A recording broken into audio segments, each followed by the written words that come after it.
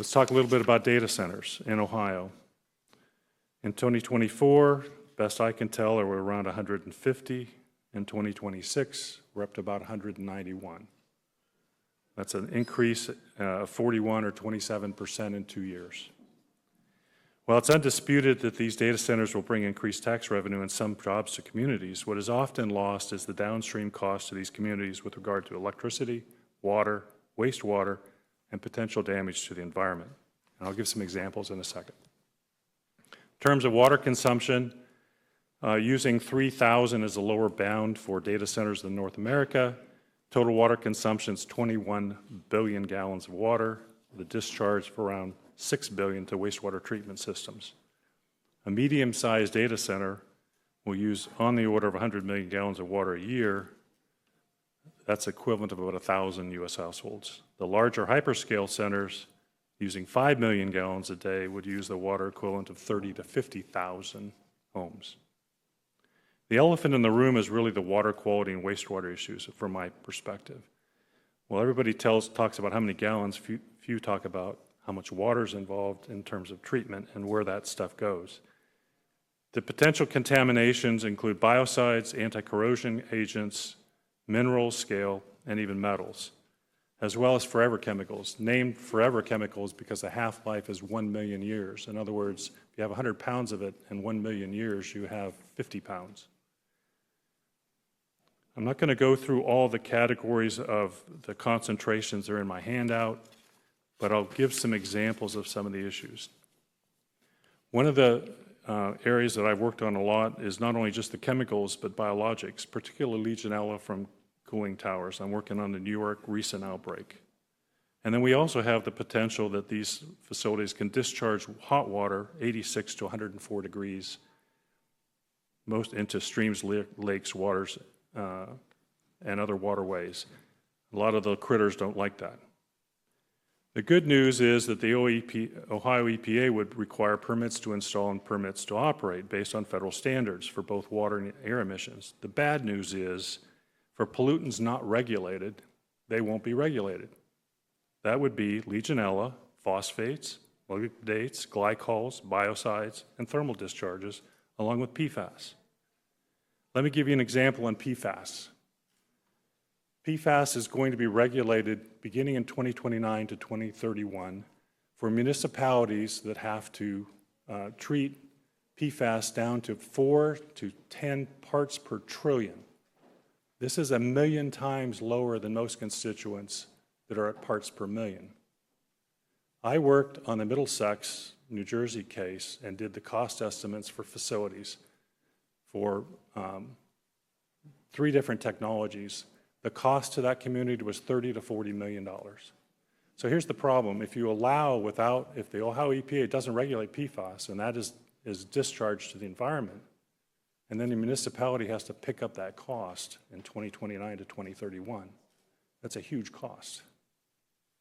So the real issue on the regulatory side is what isn't regulated, and that's where the legislature has to fill in that hole. Potential solutions. Minimize community costs by requiring data centers to sell power, recycle water, and have their own wastewater treatment facilities. Use closed-loop cycles. You need 2 in a data center and 1 for the power plant. Use air-to-air heat exchangers rather than evaporative cooling because evaporative cooling uses 70 to 80% of that water goes into the air as steam or vapor. Use technologies such as activated carbon ion exchange and reverse osmosis for tertiary treatment to clean out some of these long-lived chemicals. And use continuous monitoring technologies so that we don't find out years or months later that we've got a problem. I have attached a presentation with many more details. Feel free to look at that. I appreciate the time to speak. Please consider these common sense legislation because I think it's really important that we take the time to not burden our municipalities with downstream costs because things aren't regulated. And what generally happens with industry, and I'm pro-industry, is they're going to take advantage of pushing that cost off to municipalities if they can. If you write the legislation so that they have to incur more of those costs themselves, they will. With that, I'll open up to any questions, but I appreciate the time to speak to you guys. Thank you, sir. Thank you for your testimony. Committee, are there any questions? Senator Reineke. Thank you, Mr. Chair. Thank you, sir. You said legislation. What legislation are you referring to? And what should we be legislating?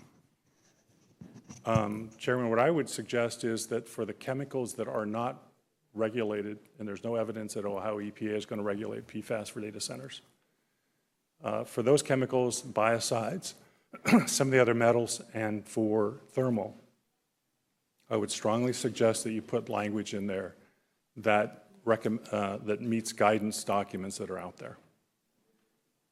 Follow? Just in trying to keep with our mission statement of making sure we understand what the facts are, the EPA testified the other day that they have permits to install, they have indirect discharge permits. Why aren't those effective?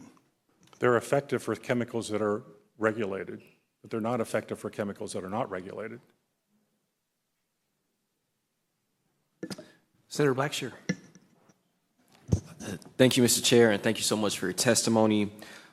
You came in as a interested party, and you described, you talked mainly about water quality and discharge. Is this something that we're seeing around the country in terms of the waterways being polluted, as well as our sewage treatment plants being overburdened? We are. I'll just give you the example on PFAS again. I've been involved in all 4 major litigations, settling. I was the exposure expert, standard of care expert. And the problem was there weren't regulations. Now the communities are stuck with these standards at parts per trillion, which are incredibly low. And the technologies to clean these out is very complex. And so what I'm just saying is based on that experience for that one component alone, and I could go through other components as well, what you're going to see ultimately is that the municipalities are going to be stuck with the costs for addressing these issues downstream. And if in fact there isn't laws put in place that address chemicals that aren't regulated. Hello? Yes. Thank you, Mr. Chair. You just said that municipalities will get stuck with the cost. Where are they getting this money from? So far on PFAS, it's through litigation. So if the legislature exempts the data centers for some of these costs, that would void that opportunity for them. So they would bear that burden directly. The taxpayers would pay that cost. And one more? And the chair. No, I'm sorry, just through the chair. Chair, I'm sorry. Yeah, that's good. Thank you, Mr. Chair. So you provided a list of solutions. So let's just say if we don't act on some of the things that you listed, would that then turn you into being an opponent of data centers, or would you still just be sort of neutral in the midst of it? Thank you, Mr. Chair. Well, I think it has a yes and a no component. I'm all for the data centers, but I'm for them being done in the right way. Okay, thank you. Senator Wilkin. I'm sorry, Mr. Petty, I'm sorry. I'll go up and down and make sure everyone gets. My apologies, Chairman. Sir Wilkin. Thank you, Chair. Thanks for being here. Appreciate your testimony. So just 2 or 3 questions quickly. When you base your the water usage, are you basing those off of closed loop systems, or what type of system were that? Because you're saying they're using 1 to 5 million gallons per day per data center. Is that correct? Right. Yes, sir. Well, there's where some confusion lies. This is the engineer in me. On the data centers, you have an internal loop that cools the chips, and then that heat is then extracted by an external loop. And then the power plants themselves, if they sell power, have another cooling loop. So when we talk about these closed loops, almost all of them use open loops for ultimately dumping the heat. And a lot of the water that's lost is lost from evaporative cooling. So what I'm suggesting, if you use air-to-air cooling, then you don't have that loss of water. I'm not saying there isn't a single data center that doesn't have closed loop all the way, but it's rare. Follow-up? I apologize. I didn't hear that last piece. I'm sorry. I'm not saying that there isn't a potential data center in the United States that isn't closed loop in all 3 loops, but it's rare. Okay. Follow-up? Follow-up? Thank you, Chair. I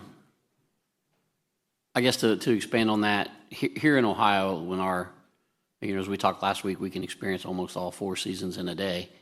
Does the air-to-air, is that a system that's not going to drain even more power from the grid on our hot, humid dog days of August?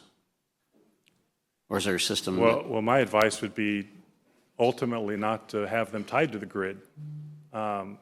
So there would be some additional power associated with the fans, but on the other hand, you're not pumping as much water either, so there's a reduction in pumping power there. So it's complicated to answer that question as an engineer. Follow-up? Thank you, Chair. You talk about discharge.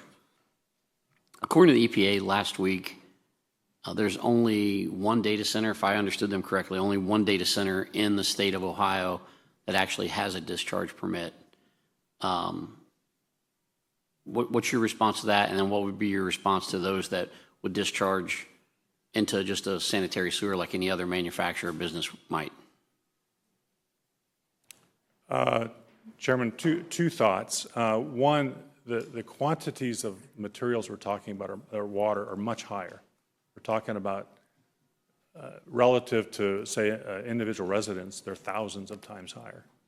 Secondly, those discharge permits only address chemicals that are regulated. This is always the problem. It's been my experience, and unfortunately I've been now in litigation for 25 years.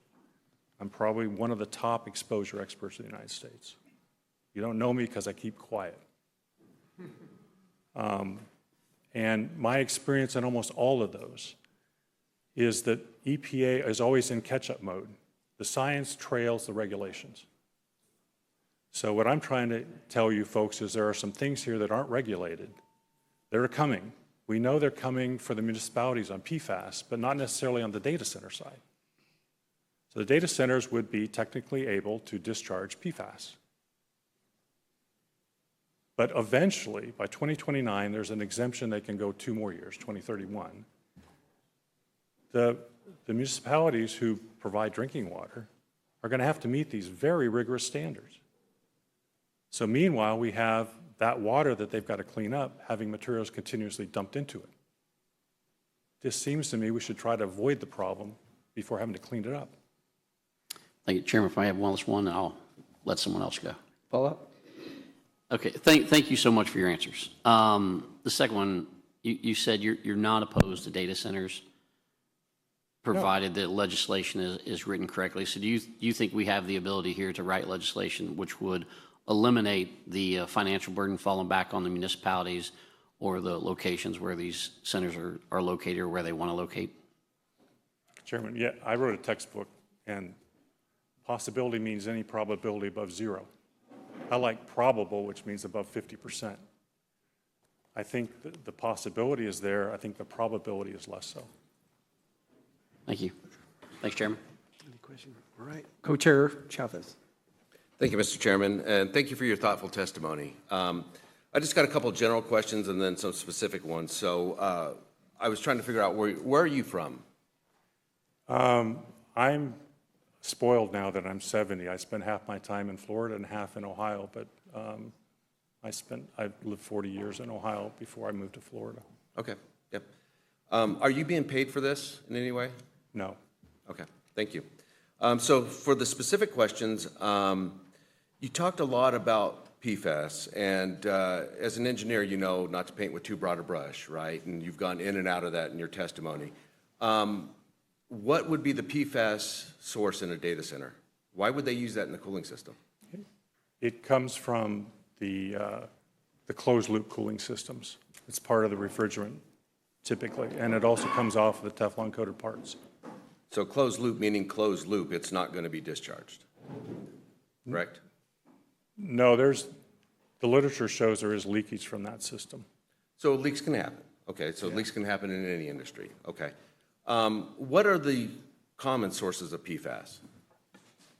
The most common source, PFAS is a surfactant, which is not consumed in generation of products. It's used to make Teflon. The easiest way that I can explain it is people have seen on their windshield, they'll see the raindrops are kind of droplets. And if you add like a Rain-X, it makes it smooth, right? It's a surfactant. Well, PFASs are, in general, surfactants that are used in a different way, but they're used to make Teflon smooth. Otherwise, it would be very lumpy. That's traditionally where it came from. It was used by DuPont and 3M. May I continue to follow on? And surfactant meaning soap, basically. For the surfactant is a soap, a lubricant of sort. I just want to make sure folks understand what surfactant means. No, Chairman, with all due respect, that's not true. In fact, I've testified 12 days in federal court on C8 about that. And soaps are surfactants, but surfactants is a broad category, but when you, and I know you're a chemical engineer, but by all means, PFAS is a completely different animal than soap with respect to surfactants. I was just trying to help folks generally understand what a surfactant is, so I'm not going to debate the technical nuances with you. What I do want to ask is what data centers are not the ubiquitous source of PFAS, is that correct? Ubiquitous. I'm not sure how to answer that question. PFAS comes from sources far more likely than data centers, is that correct? I don't know the answer to that question. That's the issue here is not just where does it also come from. The issue is not just the concentration, it's the volume of material involved.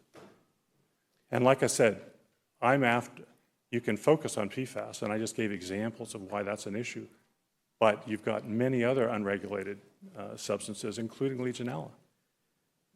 Thank you. I'm focusing on PFAS because you focused on PFAS. So you said probability and possibility are two different things. Sure. So I want to make 100%. sure that we are here to gather proper information. We're not here to talk about hyperbole. We're not here to talk about emotions. We're here to gather facts and information. So I just want to make sure that that's what we're getting as this committee. I'm not trying to argue with you. I'm just trying to drill down to what the information that we're getting. I just want to make sure that we're careful not to paint with too broad a brush. And I think your comments about paying for costs, I think we agree with you. I think that's what we heard from the testimony last week. We took a lot out of the testimony last week. We heard from the Ohio EPA that data centers are not a source of PFAS. We heard that the ODNR is not necessarily concerned about the water usage, but that doesn't mean that we're not concerned. So we're going to keep looking in this, and I just want to make sure that we're talking about reality here. Well, I agree, but I would respect, if the EPA said that data centers are not a source of PFAS, then I would respectfully disagree. All right.